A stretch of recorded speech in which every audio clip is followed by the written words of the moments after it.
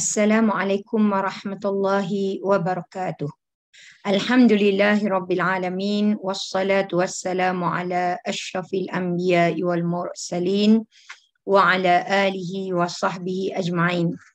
Rabbi shrah li sadri wa yassir li amri wahlul 'uqdatam min lisani yafqahu qawli. Amin. Subhanaka la ilma lana illa ma 'allamtana innaka antal alimul hakim. Alhamdulillah, setinggi kesyukuran kerana Allah memberi ruang kepada kita semua untuk meneruskan lagi ibadah puasa pada hari ini, yang mana kita sudah hampir-hampir bertemu dengan penghujung Ramadan. Sebagai meneruskan tradisi kita bicara Nur Ramadan, maka saya diberi tanggungjawab untuk mengisi slot pada hari ini, dan insya-Allah kita akan sentuh sedikit tentang tajuk Ramadan dan takwa. Ya, baik. Perkataan Ramadan, ya, sama ada ia nama bulan ataupun ia berada pada nama manusia. Ya, misal kata Syekh Ramadan Al-Buti. Jadi perkataan Ramadan itu daripada Ra, Mim, Dhad, pada asalnya dengan maksud kepanasan, iaitu pada saat atau musim yang mana keadaan panas, ya, di padang pasir. Jadi ia begitu berkaitan apabila bulan itu dinamakan Ramadan, ya, seolah-olah Allah juga meraihkan nama Ramadan itu, ya, dengan satu gambaran bahawa Ramadan itu adalah saat ujian, yang mana manusia ketika mana ia diuji keimanannya dengan ibadah puasa, ia juga dalam keadaan panas dan terpaksa menahan dahaga. Macam tu. Jadi apapun falsafah di sebalik nama Ramadan itu, ia secara tasawur awalnya menunjukkan bahawa Ramadan itu menyediakan satu ujian untuk kita. Dan ujian itu tidak lain sebagaimana yang didatangkan dalam surah Al-Baqarah, ya, berdasarkan ayat Allah, ayat 183 surah Al-Baqarah.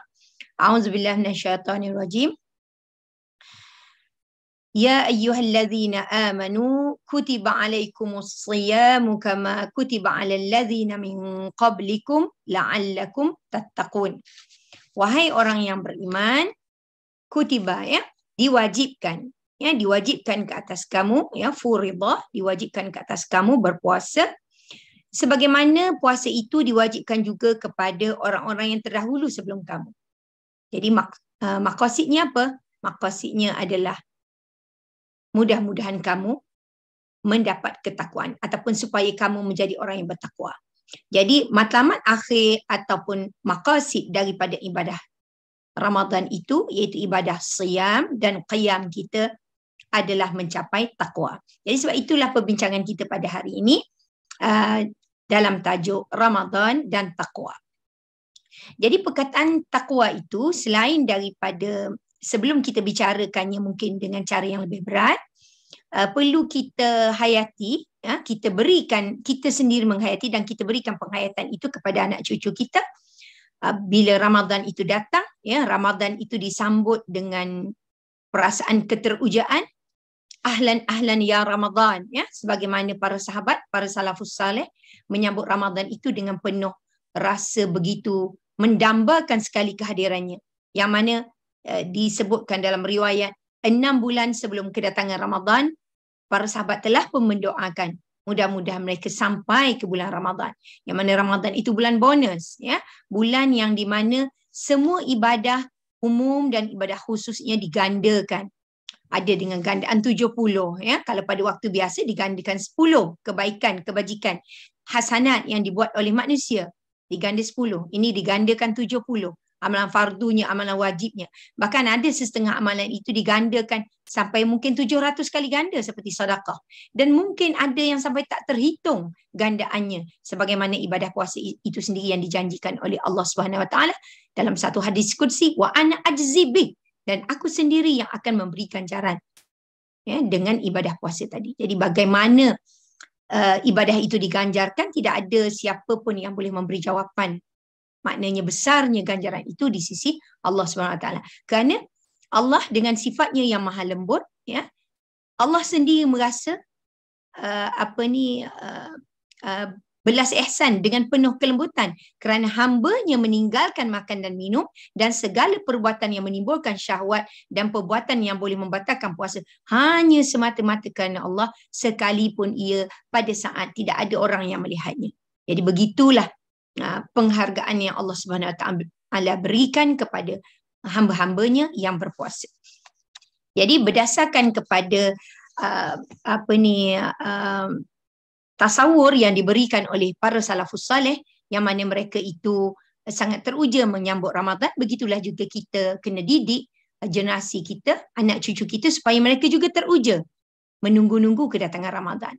Dan apabila Ramadan berlalu pergi, sehingga 6 bulan berikutnya, para salafus saleh tidak jemu-jemu memohon agar mudah-mudahan amalan mereka diterima. Dan begitulah mereka itu sentiasa berada pada makam di antara al-khauf wal raja, iaitu di antara takut dan juga harap. Mereka rasa cemas, ya, takut-takut tidak bertemu dengan Ramadan, dan bila bertemu dengan Ramadan mereka mengharap-harap agar amalan mereka diterima. Dan tidaklah mereka merasa begitu confident sekali sebagaimana orang sekarang, ya, menceritakan tentang amal soleh mereka, ya, mempamerkan amalan soleh mereka pada media-media sosial, ya. Orang kalau kita tengok, kalau kita boleh mencontohi para salafus soleh, mereka sangat takut amalan mereka berlaku kebocoran, amalan mereka tidak tercatat, amalan mereka tidak diambil kira, tidak dihitung di sisi Allah SWT. Jadi itulah yang seharusnya menjadi menjadi renungan kita, agar di penghujung Ramadan ini, Ramadan itu dapat memberikan takwa kepada kita. Dan kalau kita tengok apa yang disebutkan oleh Syekh Asy'arawi, ya, seorang tokoh ulama Mesir, yang menyebut tentang bagaimana, ya, Ramadan itu kalau kita tengok, ya, bukan Ramadan sajalah, bulan-bulan yang lain dikaitkan dengan ibadah, bulan haji dan sebagainya. Mengapa tidak dikaitkan dengan matahari, ya? Kerana bulan itu sifatnya itu berfungsi yang boleh menentukan hari, ya. Kita ada anak bulan, kita ada separuh bulan, kita ada bulan penuh. Jadi kita tahu dari mana perjalanan hari-hari itu untuk memenuhi tuntutan-tuntutan ibadah khusus yang ditentukan oleh Allah SWT.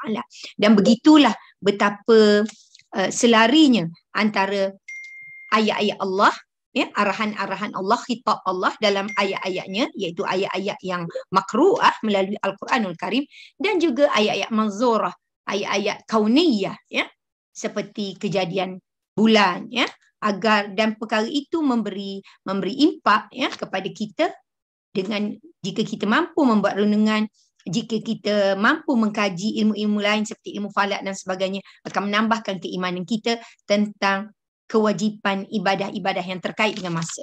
Baik. Bercakap mengenai takwa tadi, ya, kita tahu tadi daripada ayat surah Al-Baqarah ayat 183, maqasid ataupun tujuan yang akhir, yang paling kemuncak untuk dicapai dalam ibadah siyam dan qiyam pada bulan Ramadan ini adalah mencapai ketakwaan. Jadi kalau kita tengok bagaimana pandangan ulama-ulama, contohnya ulama haraki, seperti Sayyid Qutb, yang menyebutkan bahawa Allah mengetahui, ya, bahawa pelaksanaan taklif dalam konteks ini adalah pelaksanaan ibadah puasa itu sendiri.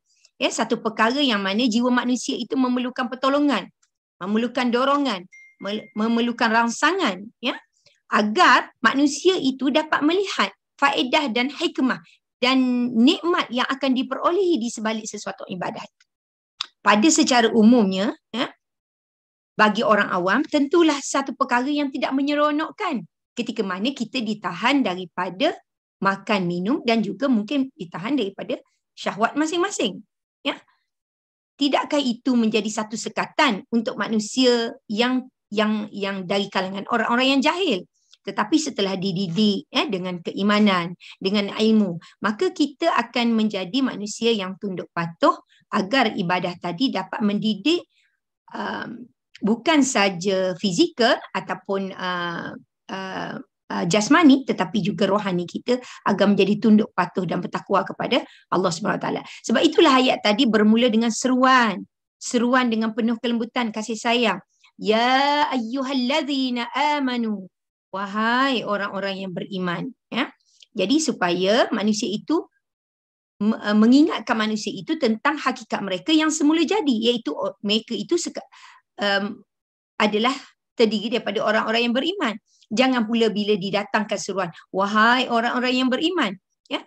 Jadi manusia Muslim itu sendiri tidak merasa apa-apa ya dengan seruan tadi. Jadi sepatutnya seruan tadi dapat menarik perhatian manusia tentang satu kewajipan dan kefarduan yang mesti dipenuhi oleh manusia, dan akhirnya nanti setelah ibadah itu berjaya dilaksanakan, hati mereka, jiwa mereka dapat diisi dengan ketakwaan. Iaitu apa? Ketakwaan tu bentuknya macam mana? 3 segi ke 4 segi ke? Iaitu perasaan yang jernih, yang hening, yang bening, yang merupakan satu kesedaran ataupun God consciousness, kesedaran yang merasa peka dan merasa takut kepada Allah SWT, yang mana kalau ia bertemu dengan khitab ataupun ayat-ayat daripada Allah SWT yang merupakan ayat suruhan, dia terasa terpanggil untuk melaksanakan perintah Allah SWT tadi. Dan kalau ayat-ayat itu, mesej-mesej Allah SWT itu merupakan seruan-seruan agar ia meninggalkan sesuatu perubatan yang diharamkan oleh Allah SWT, maka ia juga terpanggil dengan penuh rasa ketakutan untuk meninggalkan perbuatan sedemikian. Jadi itulah sebenarnya hasil yang dikehendaki daripada ibadah siyam dan juga qiyam pada bulan Ramadan. Baik. Jadi bagaimana takwa itu boleh bersemarak dalam hati? Ya? Jadi seumpama Ramadan ini merupakan timing untuk kita sebagai manusia secara teknikal untuk di-reset semula. Cukup halnya menjelang setahun, ya, macam harta juga yang dikeluarkan zakat, begitulah manusia ini jasmaninya dan juga rohaninya, emosinya, intelektualnya, ya, di-reset pada bulan Ramadan untuk dia dapat menyemarakkan perasaan takwa tadi, supaya selepas ini jika umurnya panjang, ia dapat meneruskan kehidupan ini dengan penuh ketakwaan. Ya. Dan ketakwaan itu menyebabkan ia menjunjung perintah Allah dan sentiasa mengutamakan keredaan manusia. Ya. Mengutamakan keredaan Tuhan kepada segala manusia dan makhluk, bukannya keredaan manusia. Ya. Minta maaf saya tersasul tadi. Dan takwa itu dapat mengawal hati daripada seseorang itu dapat merosakkan ibadahnya. Contohnya kalau dia sudah pun beribadah, dia bercerita kepada orang tentang ibadahnya, ataupun dia tunjukkan kepada orang tentang ibadahnya, ataupun dia memperdengarkan kepada orang tentang amalannya. Jadi dia terlibat dalam perbuatan ar-riya was-sum'ah, yang semua itu menjadi satu perkara yang berbahaya kerana boleh memadamkan amalan solehnya. Jadi begitulah bagaimana ketakwaan itu, ya, merupakan satu kesedaran yang mana akan meningkatkan kedudukan seseorang hamba itu di sisi Allah SWT dan dapat memberatkan timbangan amalnya di sisi neraca ataupun timbangan Allah Subhanahu Wa Taala. Dan kalau kita tengok di sini, ya, berdasarkan kepada takwa juga, saya nak sebut sedikit, ya, sebelum masa kita berakhir. Sebagai satu, kita kata, ulang kaji, ya. Semua orang mungkin dah tahu, dah biasa baca, dah biasa dengar, dah biasa belajar tentang takwa, tapi kadang-kadang kita lupa. Jadi takwa itu maksudnya apa? Kalau menurut Sayyidina Ali karramallahu wajhah, takwa itu takut, ya, merasa takut kepada Rabbul Jalil, ya. Dan bila takut kepada Rabbul Jalil, bukan semata-mata takut, ya, sebagaimana takutnya orang-orang yang jahil, tapi takut dalam keadaan beramal, ya, iaitu al-amal bitanzil, beramal dengan apa yang Al-Quran suruh, ya, apa yang ada dalam yang mana diturunkan melalui Al-Quran. Kemudian ar-ridha, ya, ar-ridha bil qalil, reda dengan yang sedikit. Kalau pendapatan kita, kalau harta kita tidak sebanyak orang lain, kalau kehidupan kita tidak semewah orang lain, kita reda, sentiasa reda. Dan bersedia untuk hari akhirat dan sentiasa dalam keadaan bersedia untuk hari akhirat, di mana seseorang itu tekun menambahkan amalannya, ya, committed ataupun iltizam dalam menambahkan amalannya, dan juga menjaga dirinya daripada terlibat dalam perkara-perkara yang dimurkai oleh Allah Subhanahu Wa Taala.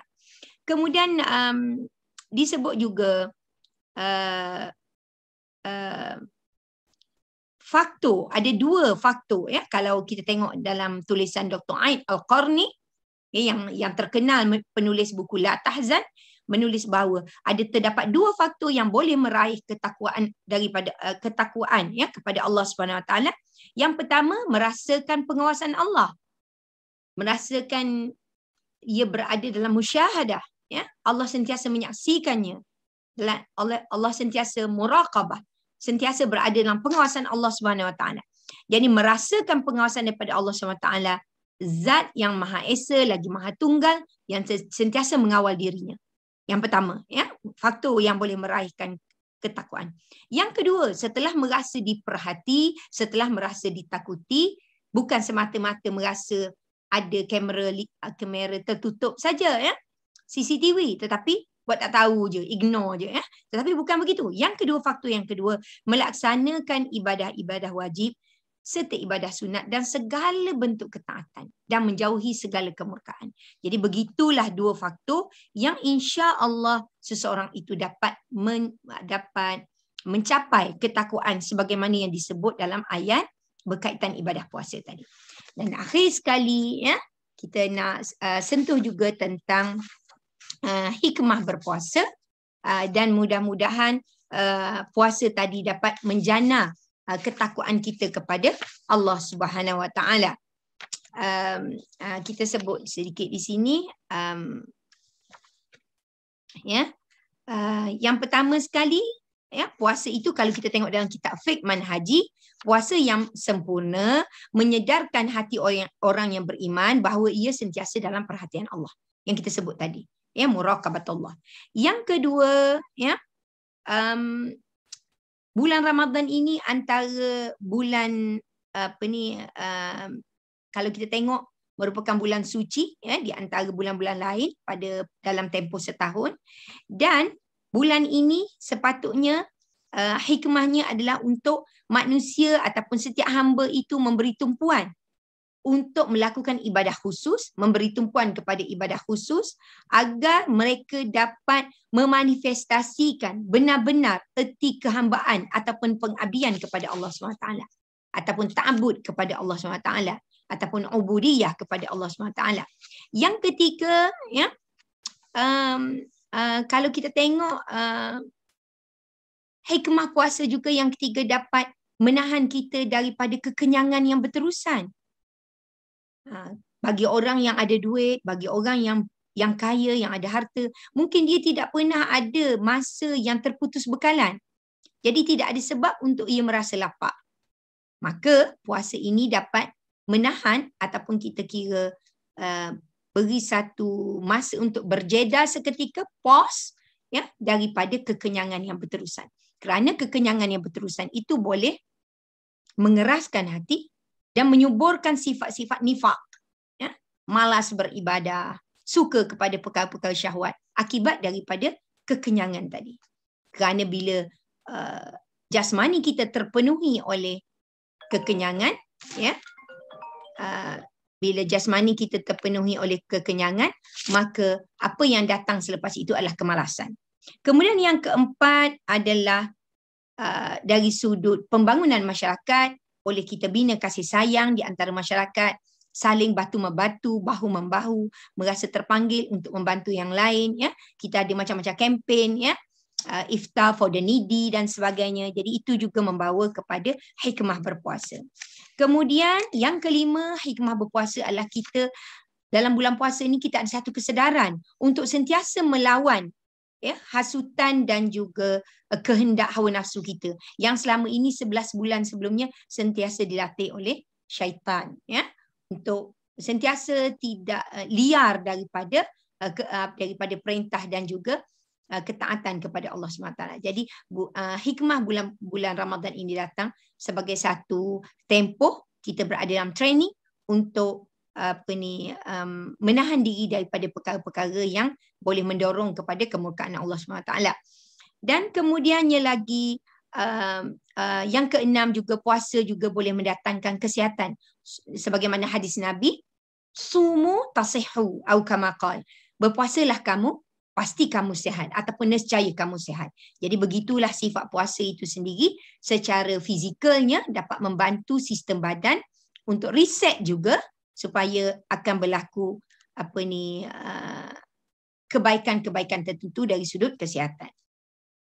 Dan sebelum kita berpisah hari ini, yang terakhir juga hikmah puasa itu dapat melenyapkan nafsu ammarah bisu, ya, melalui mata, telinga, hidung, perut,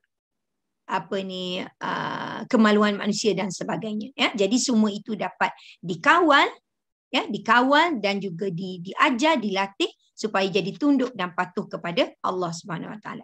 Begitu juga perkara-perkara lain yang berkaitan dengan pendidikan jiwa, merasakan belah ihsan kepada orang miskin, merasa syukur dengan nikmat yang selama ni Allah berikan kepada kita, rezeki yang melimpah ruah, dan merasa insaf jika kita selama ini ada terlibat dalam perkara-perkara yang melibatkan pembaziran. Yang mana pembaziran itu sebagai petanda kepada kekufuran kita kepada nikmat Allah Subhanahu Wa Taala. Dan akhir juga, sebelum kita berpisah, kita perlu melihat sedikit bagaimana Ramadan, ibadah pada bulan Ramadan ini yang dipenuhi oleh siam, puasa dan juga qiyam pada malam hari boleh menjana ketakwaan. Yang pertama, ibadah puasa itu sendiri, ya. Kerana ibadah puasa itu sendiri dapat memberikan dorongan supaya kita menjadi bertakwa dengan keberkatan yang ada pada puasa itu sendiri. Kerana melalui puasa itu, bulan puasa itu ataupun Ramadan, ibadah puasa itu menjadi tiket untuk mendapat keampunan. Jadi apabila kita mendapat keampunan, ia juga menjadi sebab untuk Allah memberi taufik, iaitu memberi kekuatan kepada kita untuk meneruskan ketaatan kita kepada Allah SWT. Jadi antara, ya, kalau kita tengok macam mana ketakwaan boleh boleh dijanakan melalui bulan Ramadan, itu yang pertama tentulah melalui ibadah puasa. Dan kalau kita tengok juga kalau kita bincang, ya, misal kata ada beberapa lah disebut tentang bagaimana puasa itu sendiri boleh menjadi faktor kepada penjanaan takwa. Mengapa tidak? Kerana puasa itu sendiri memberikan pelbagai fadilat. Kalau ikut Imam Ahmad, ya, pelbagai hikmah yang diberikan kepada orang yang berpuasa, ya, seperti pengampunan, ya, doa keampunan daripada malaikat sehinggalah ia berbuka, daripada ia mula puasa sehinggalah ia berbuka. Kemudian Allah juga memberikan memberikan keampunan, ya, dan juga mengkabulkan segala permintaan yang diminta oleh hamba-Nya dalam bentuk yang dikehendaki oleh Allah SWT ataupun sebagaimana kehendak berdasarkan kepada kebijaksanaan dan mahakuasanya Allah Subhanahu Wa Taala. Kemudian kalau kita tengok juga bagaimana puasa ini juga dianggap sebagai satu perisai, ya. As-siyamu junnah. Siam itu ataupun puasa itu adalah satu perisai yang boleh menahan diri seseorang hamba itu daripada azab Allah SWT. Dan ada juga riwayat yang lain seperti riwayat Ibnu Majah dan Al-Hakim yang menyebut bahawa sesungguhnya orang yang berpuasa ketika berbuka, ya, ketika iftar mempunyai doa yang pasti tidak ditolak. Ya, maknanya betapa mustajabnya doa orang yang berpuasa. Dan keistimewaan orang yang berpuasa ini bukan sahaja ketika mana ia melakukan ketaatan, solatnya, ya, zikirnya, tasbihnya, salawatnya, sedekahnya, semuanya dianggap sebagai ibadah, tetapi diamnya, rehatnya, tidurnya juga merupakan ibadah di sisi Allah Subhanahu Wa Taala.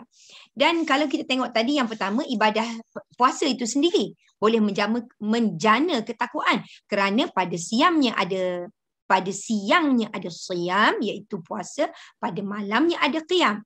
Dan yang kedua, bagaimana puasa ini dapat menjana ketakwaan ialah kerana tumpuan yang lebih kita berikan kepada semua amalan-amalan sunat yang lain. Seperti contohnya mengerjakan solat sunat tarawih, yang mana solat sunat tarawih tidak wujud pada bulan-bulan yang lain. Kemudian kalau kita tengok menjamu orang berbuka puasa, ya, bersedekah, membaca Al-Quran, ya, solat berjamaah, ya. Kalau sebelum ni mungkin dihambat kesibukan, ada orang yang mungkin tidak committed, tidak iltizam untuk solat berjamaah secara 5 waktu. Tetapi tidak, pada bulan Ramadan ia lebih tekun. Kemudian ia melazimi i'tikaf, ya. Kalau selama ni tidak ada bulan lain yang ia sempat i'tikaf, ia sanggup ambil cuti jika tidak ada meeting-meeting yang urgent, macam kata kerja-kerja yang penting, yang urgent, boleh mencari cuti, ya, 10 Ramadan yang terakhir itu untuk beriktikaf, ya, dan mengasingkan diri daripada berdekatan dengan isteri masing-masing, ya, agar dapat mengikut jalan-jalan yang ditunjukkan oleh Rasulullah SAW dan juga para sahabat, ya, para salafus soleh. Kemudian begitu juga tentang mereka yang terlibat dalam majlis-majlis ilmu pada bulan Ramadan. Ada juga amalan-amalan sunatnya di situ. Kemudian zikrullah, ya, tasbih, tahmid, takbir, ya, hauqalah dan sebagainya, dan berselawat ke atas Rasulullah sallallahu alaihi wasallam. Istighfar wal mustaghfirina bil ashar, dan orang-orang yang beristighfar pada waktu sahur.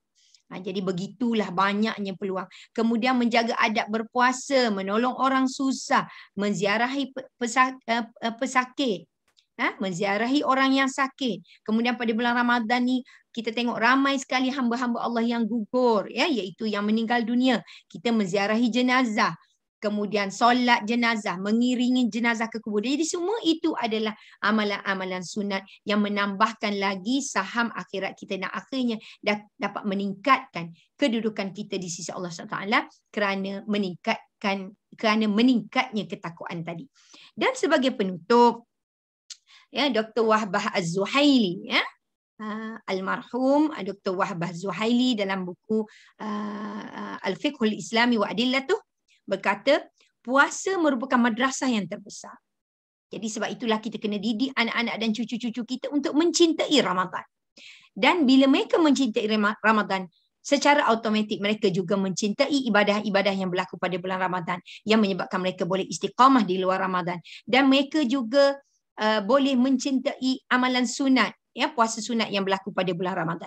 Jadi kerana itulah Dr. Wahbah menyimpulkan Ramadan merupakan sekolah yang terbesar yang boleh mendidik budi manusia, budi pekerti manusia, ya, budi pekerti orang mukmin, seolah-olahnya kita masuk ke satu training, ya, satu tamrin, ya, yang untuk membentuk seseorang itu memiliki sifat-sifat terpuji. Kerana puasa adalah satu jihad, penentangan daripada keinginan hawa nafsu, hasutan syaitan yang bermain di fikiran orang mukmin. Dan puasa juga dapat menyuburkan lagi sifat-sifat sabar, kemudian sabar, redha, menahan diri terlibat dalam perkara yang tidak baik, juga menahan diri ketika mana berlaku musibah, dapat mengajar diri menjadi orang yang sabar, dan akhirnya puasa juga dapat membentuk jiwa tu menjadi jiwa yang lebih lembut.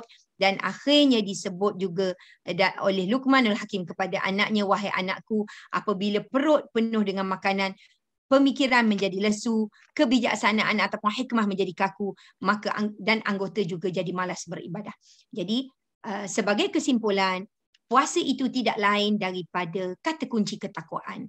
Jadi apa yang kita kena tekankan kepada ahli keluarga kita, kepada anak isteri kita, ya, kepada anak cucu kita, bahawa cuba kita bayangkan kalau puasa ini tidak ada, ya, kerana puasa ini satu-satunya timing sebulan untuk kita reset semula kehidupan kita sebagai seorang mukmin, untuk membetulkan semula haluan kita dalam perjalanan kita menuju kepada Allah, dalam perjalanan kita menuju kepada kematian kita, dalam perjalanan kita menuju kepada alam akhirat kita, agar kita dapat membetulkan hala tuju kehidupan kita, agar hala tuju kehidupan kita itu menjadi hala tuju yang diredai oleh Allah SWT dan kita dapat meningkatkan ketakwaan kita di sisi Allah SWT. Jadi cukuplah sekadar itu.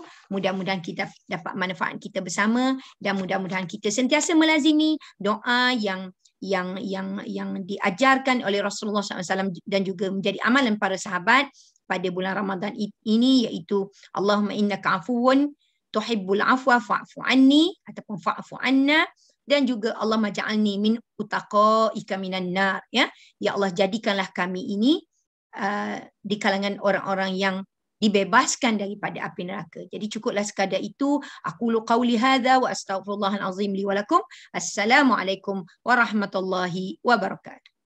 Terima kasih.